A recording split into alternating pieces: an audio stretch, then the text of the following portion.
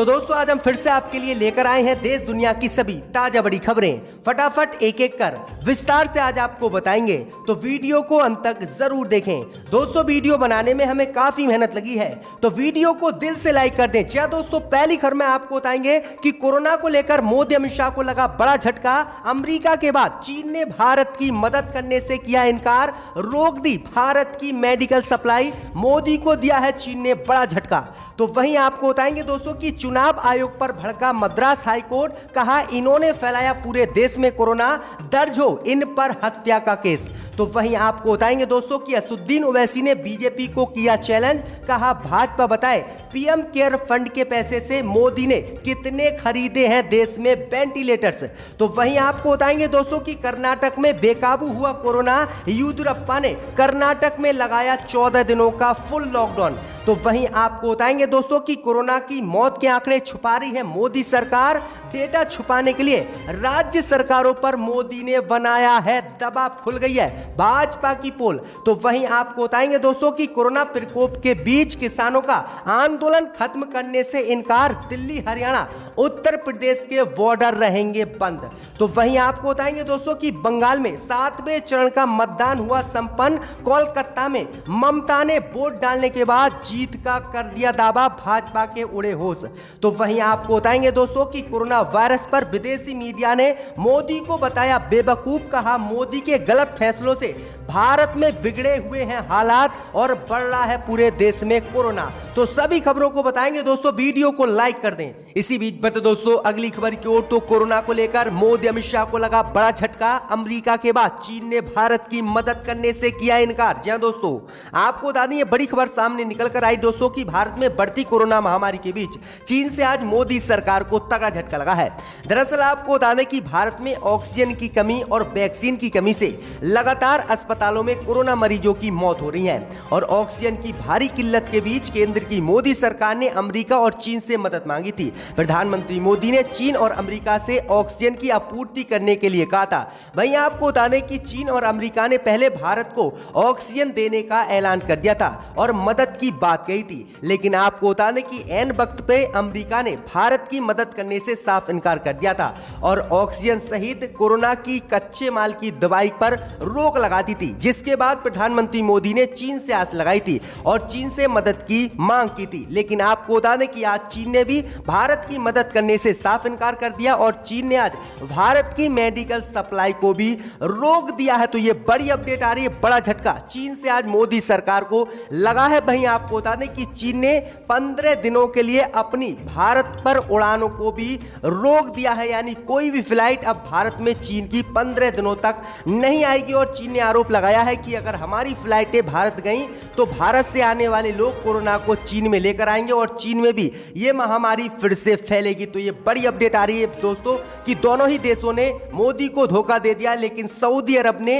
80 metric ton oxygen Bharat को देने का ऐलान किया है। तो बड़ी अपडेट आ रही है दोस्तों। इसी बीच बता दोस्तों अगली खबर की ओर, तो असदुद्दीन ओवैसी ने बीजेपी को दिया चैलेंज, कहा बताए पीएम केयर फंड के पैसे से कितने मोदी ने खरीदे हैं वेंटिलेटर्स। जी दोस्तों, आपको बता दें कि एआईएमएम के चीफ असदुद्दीन ओवैसी ने बीजेपी को आज खुली चुनौती दी है और कहा है कि बीजेपी बताए कि पीएम केयर फंड के पैसे से प्रधानमंत्री मोदी ने कितने वेंटिलेटर्स खरीदे हैं। आगे असदुद्दीन ओवैसी ने कहा है कि इन हालातों को देखकर प्रधानमंत्री मोदी की आंखों में आंसू क्यों नहीं आ रहे हैं। आगे बीजेपी सरकार के मंत्रियों पर बरसते हुए ओवैसी ने कहा कि असम के मंत्री विश्व शर्मा ने भी झूठ बोला, उत्तराखंड के मुख्यमंत्री ने भी झूठ बोला। आगे असदुद्दीन ओवैसी ने गृह मंत्री अमित शाह पर हमला बोलते हुए कहा कि अमित शाह ने अप्रैल में पहली मीटिंग ली, वो अब तक कहां थे। सांसद असदुद्दीन ओवैसी ने आगे कहा कि ये आपदा मानव निर्मित है और मोदी सरकार पूरी तरह से कोरोना को रोकने में फेल है। आगे असदुद्दीन ओवैसी ने कहा कि नरेंद्र मोदी सरकार अब कोरोना महामारी में दिख नहीं रही है। कई राज्यों में वैक्सीन की सेकंड डोज मौजूद नहीं है। सरकार कहती है कि वैक्सीन खरीद लो, लेकिन गरीब आदमी जिसकी नौकरी चली गई वो वैक्सीन कहां से लेकर आएगा। आगे असदुद्दीन ओवैसी ने भाजपा पर हमला बोलते हुए कहा है कि अगर हम 80% आबादी को वैक्सीन नहीं लगवाते हैं तो तीसरी लहर का खतरा होगा, लेकिन मोदी सरकार सिर्फ देश में 2 करोड़ लोग को ही वैक्सीन दे पाई है, जो काफी गलत है। तो असदुद्दीन ओवैसी ने आज बड़ा हमला भाजपा पर बोला है। इसी बीच बट दोस्तों अगली खबर की ओर, तो चुनाव आयोग पर भड़का मद्रास हाईकोर्ट, कहा इन्होंने फैलाया पूरे देश में कोरोना, दर्ज हो इन अधिकारियों पर हत्या का केस। जी दोस्तों, आपको बता दें कि देश में कोरोना वायरस की दूसरी लहर से हाहाकार मचा हुआ है। मद्रास हाईकोर्ट ने सोमवार को पूरे देश में कोरोना के प्रसार के लिए चुनाव आयोग के अधिकारियों को जिम्मेदार ठहराते हुए जमकर फटकार लगाई है। मद्रास हाईकोर्ट ने कहा है कि कोरोना की दूसरी लहर के लिए किसी एक को जिम्मेदार ठहराना हो तो अकेले चुनाव आयोग इसके लिए जिम्मेदार है। कोर्ट ने कहा है कि कोरोना वायरस का खतरा भारत में टला नहीं, इसके बावजूद भी चुनाव आयोग ने बंगाल में चुनावी रैलियों पर रोक नहीं लगाई।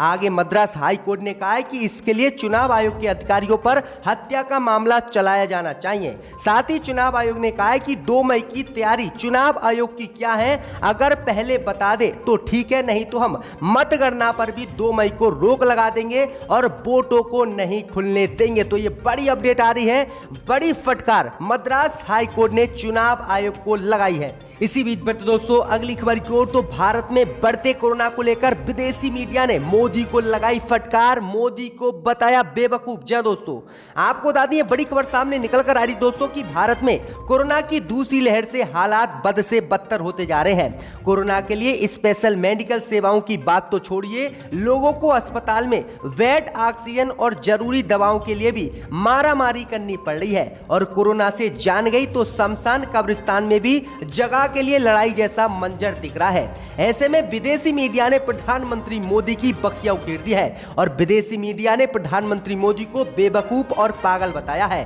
भाई आपको बता दें कि विदेशी मीडिया ने कहा है कि प्रधानमंत्री मोदी के गलत फैसलों के कारण ही भारत में इतने कोरोना के मामले बढ़े हैं, क्योंकि प्रधानमंत्री मोदी ने कोई भी कार्यक्रम पर रोक नहीं लगाई, इसलिए मोदी की नाकामी पर सवाल उठाए जा रहे हैं। भाई आपको बता दें कि विदेशी मीडिया ने कहा है कि प्रधानमंत्री मोदी ने ना तो कुंभ मेले पर रोक लगाई, कुंभ मेले से पूरे देश में कोरोना बहुत तेजी से फैला। वहीं आगे कहा है कि मोदी सरकार ने ना तो चुनाव आयोग की बात मानी और ना ही बंगाल में रैलियों पर रोक लगाई, इसलिए भी कोरोना बहुत तेजी से भारत में फैला। प्रधानमंत्री मोदी के गलत फैसलों से भारत में हालात बिगड़े हैं। तो 5 देशों की मीडिया ने प्रधानमंत्री मोदी पर यह भयंकर टिप्पणी की है और प्रधानमंत्री मोदी पर कोरोना फैलाने का मुख्य आरोप लगा दिया है।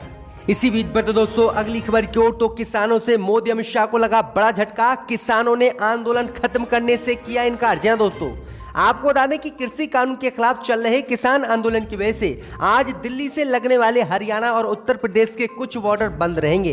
कोरोना के बढ़ते मामलों और दिल्ली सरकार की ओर से लगाए गए लॉकडाउन के बावजूद किसान अपना आंदोलन खत्म करने से इनकार कर रहे हैं।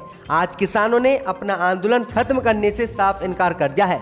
हालांकि किसानों ने सिंगू बॉर्डर पर एक तरफ का रास्ता खाली कर दिया है। संयुक्त किसान मोर्चा ने रविवार को दिल्ली पुलिस को एक मेल भेजा था, जिसमें जरूरी सेवाओं जैसे ऑक्सीजन टैंकर और एम्बुलेंस के लिए दिल्ली पुलिस बैरिकेड हटाकर रास्ता खाली कर दे, ये बात अपने पत्र में किसानों ने की थी। लेकिन किसानों ने साफ इनकार कर दिया है कि वह किसी भी कीमत पर अपने आंदोलन को खत्म नहीं करेंगे, चाहे मोदी सरकार पूरे भारत में लॉकडाउन ही क्यों ना लगा दे। वहीं आपको बता दें कि किसानों के आंदोलन खत्म करने से इनकार करने के बाद दिल्ली, हरियाणा, उत्तर प्रदेश के कुछ बॉर्डर बंद रहेंगे। तो ये बड़ी अपडेट आ रही है दोस्तों। इसी बीच बट दोस्तों अगली खबर की ओर, तो कर्नाटक में 14 दिनों का लगा लॉकडाउन, सीएम येदियुरप्पा ने किया ऐलान। जी दोस्तों, आपको बता दें कि कर्नाटक में कोरोना संक्रमण के मामले लगातार बढ़ रहे हैं। रोजाना मौतों के चौंकाने वाले आंकड़े राज्य में सामने आ रहे हैं। इसी को देखते हुए कर्नाटक सरकार ने एक महत्वपूर्ण घोषणा की है। अपनी इस जरूरी घोषणा में सरकार ने 14 दिन का लॉकडाउन लगाने का ऐलान कर दिया है। जानकारी के मुताबिक लॉकडाउन मंगलवार रात 9 बजे से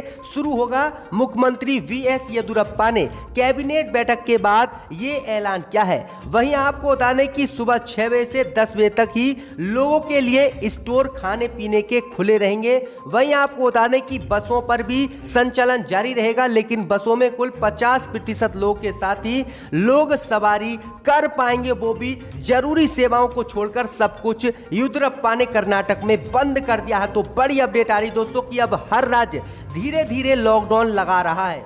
इसी बीच बता दोस्तों अगली खबर की ओर, तो कोरोना से मौतों के आंकड़े छुपा रही है मोदी सरकार। डेटा छुपाने के लिए राज्यों पर मोदी ने बनाया दबाव। जी दोस्तों, आपको बता दें ये बड़ी खबर सामने निकल कर आई दोस्तों कि देश में कोरोना संक्रमण की दूसरी लहर से हर रोज लाचारी बेबसी नजर आ रही है। लोगों को ना तो देश में बेड ही मिल रहे हैं और ना ही ऑक्सीजन। लगातार मेडिकल सिस्टम चरमराता नजर आ रहा है। केंद्र और राज्यों के लाखों दावों के बाद भी स्थिति में कोई सुधार होता नहीं दिख रहा है। इसमें मौतों के आंकड़ों का भी अब भारत में खेल चल रहा है। पिछले दिनों आउटलुक ने बताया था कि दिल्ली में एक सप्ताह के भीतर के आंकड़ों को देखें तो नगर निगम और दिल्ली सरकार के दोनों आंकड़ों में 700 से अधिक मौतों का अंतर आया है। कई राज्य सरकारों से लगातार इस तरह की खबरें आ रही हैं कि राज्यों के आंकड़े और शमशान घाट में लगातार जलते सब कुछ और ही बयां कर रहे हैं। भाई आपको बता दें कि अब दैनिक भास्कर ने दावा किया है कि सरकार आंकड़ों को सिर्फ छुपा ही नहीं रही, बल्कि राज्य सरकारों पर केंद्र की मोदी सरकार छुपाने का दबाव भी बना रही है। रिपोर्ट में कहा गया है कि जो आंकड़े सरकार बता रही है उससे 5 गुना लोगों की मौत हुई है। यानी मोदी सरकार कुछ और बता रही है, लेकिन जो वास्तविक मौतें हो रही हैं वो ज्यादा हो रही हैं और मोदी सरकार कोरोना मौतों का आंकड़ा छिपा रही है और राज्य सरकारों पर दबाव बना रही है कि कम से कम मौतों का आंकड़ा बताएं। तो मोदी सरकार की ये बड़ी चोरी आज पकड़ी गई है। इसी बीच बता दोस्तों अगली खबर की ओर, तो बंगाल में 7वें चरण का मतदान हुआ संपन्न। ममता ने कोलकाता में वोट डालने के बाद जीत का किया दावा। जी हां दोस्तों, आपको बता दें कि पश्चिम बंगाल विधानसभा चुनाव के 7वें चरण में सोमवार को 34 सीटों पर वोटिंग हुई। कोरोना महामारी के बीच वोटिंग के दौरान वोटरों में जबरदस्त उत्साह देखा गया और शाम 5:30 बजे तक 75% वोट डाले गए। इस चरण के दौरान 284 उम्मीदवारों की किस्मत का फैसला मतपेटी में बंद हो गया। 7वें चरण के दौरान मुर्शिदाबाद और पश्चिम बर्धमान जिले की 9, दक्षिणी दिनाजपुर और मालदा जिले की 6 और कोलकाता दक्षिण की 4 सीटों पर वोट डाले गए। भाई आपको बता दें कि ममता बनर्जी ने कोलकाता में वोट डालने के बाद 7वें चरण का मतदान संपन्न होने के बाद जीत का दावा कर दिया है। ममता बनर्जी ने व्हील चेयर से ही बाहर आकर 2 उंगलियों का निशान दिखाया। यानी ममता बनर्जी का सीधा इशारा है कि दूसरी बार फिर से ममता बनर्जी यानी टीएमसी सत्ता में आएगी और टीएमसी की सरकार बनेगी। तो ममता ने बंगाल में 7वें चरण के संपन्न होने के बाद अपनी पार्टी की जीत का दावा ठोक दिया है। इसी बीच बता दोस्तों अगली खबर की ओर, तो योगी के संपत्ति जब्त करने वाले बयान पर भड़के अखिलेश यादव। कहा जनता का मुंह बंद करने की कोशिश ना करे योगी। जय दोस्तों, आपको बता दें कि उत्तर प्रदेश में अस्पतालों में ऑक्सीजन की कमी के लगातार मामले सामने आ रहे हैं। इन मामलों को लेकर विपक्ष योगी सरकार पर हमलावर है। इसी कड़ी में समाजवादी पार्टी के अध्यक्ष अखिलेश यादव ने योगी सरकार पर आज जोरदार हमला बोला है। उन्होंने कहा है कि यूपी के जिम्मेदार पद पर बैठे लोग गैर जिम्मेदारा बयानबाजी कर लोगों की संपत्ति जब्त करने की धमकी दे रहे हैं, जिससे जनता का मुंह बंद कराने की कोशिश की जा रही है। अखिलेश ने कहा है कि अब्बा भाजपा सरकार देश में फैला रही है और ऑक्सीजन की कमी नहीं है। सड़कों की तस्वीर झूठ नहीं बोलती। मान्यवर कृपया अपनी आंखें बंद हैं उन्हें खोलें। दरअसल आपको बता दें कि उत्तर प्रदेश में योगी ने ऐलान किया था कि जो भी कोरोना महामारी को लेकर अगर अफवाह फैलाएगा तो उस पर केस दर्ज करके उसकी संपत्ति को जब्त किया जाएगा। और इसी पर अखिलेश यादव ने पलटवार किया है कि जो लोग भी उत्तर प्रदेश की सच्चाई बता रहे हैं कि यूपी में ऑक्सीजन नहीं है, मेडिकल में बेड नहीं है और मेडिकल सेवाएं बिल्कुल खराब हो गई हैं, दवाइयां नहीं मिल रही हैं, तो इसमें क्या लोग झूठ बोल रहे हैं। तो ये बड़ा हमला अखिलेश यादव ने योगी पर बोला था। इसी बीच बता दोस्तों अगली खबर की ओर, तो अब केंद्र नहीं करेगा कोरोना की वैक्सीन का आयात, राज्य सरकारों को खुद करनी पड़ेगी खरीदारी। जय दोस्तों, आपको बताने की 1 मई से पूरे देश में 18 वर्ष से ऊपर के लोगों के लिए वैक्सीन लगाई जाएगी।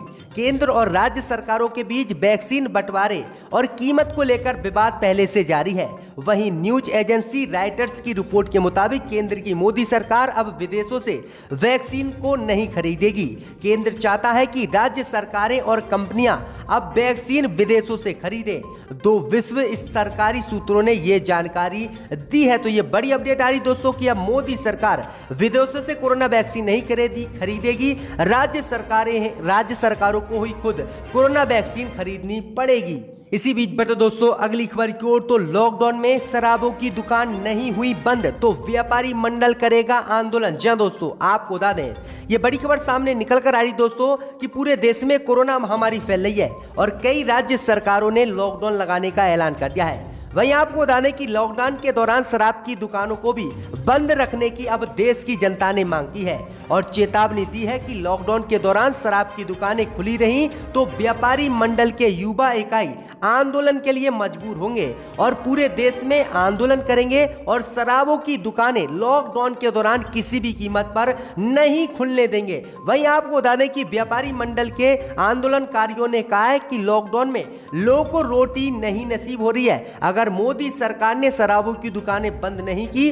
तो देश बिल्कुल तबाह हो जाएगा, लोग शराबों को पिएंगे और आम जनता भूखी मरेगी। तो ये बड़ी अपडेट आ रही है, व्यापारी मंडल ने शराब की दुकानों को बंद करने की मोदी सरकार से मांग की है। इसी बीच बता दोस्तों अगली खबर की ओर, तो बिहार में बिगड़ रहे हैं कोरोना से हालात। एम्स के डॉक्टरों ने बिहार में फुल लॉकडाउन की नीतीश से की मांग। जी दोस्तों, आपको बता दें कि बिहार में कोरोना से हालात बदतर होते जा रहे हैं। न सिर्फ मरीजों की संख्या में बढ़ोतरी हो रही है बल्कि मौतों की संख्या में भी लगातार इजाफा हो रहा है। यही हाल बिहार की राजधानी पटना का भी है, जहां प्रतिदिन 2000 से 3000 के बीच कोरोना संक्रमित मरीज मिल रहे हैं। इसको लेकर पटना एम्स के डॉक्टरों ने चिंता जताई है। एम्स के डॉक्टरों ने नीतीश सरकार से कहा है कि जल्द से जल्द पूरे बिहार में पूर्ण लॉकडाउन लगाएं, नहीं तो हालात बेकाबू हो जाएंगे और संभले से नहीं संभलेंगे। तो ये बड़ी अपडेट आ रही दोस्तों कि बिहार के डॉक्टरों ने अब नीतीश से फुल लॉकडाउन बिहार में लगाने की मांग की है और जल्द ही बिहार में पूर्ण लॉकडाउन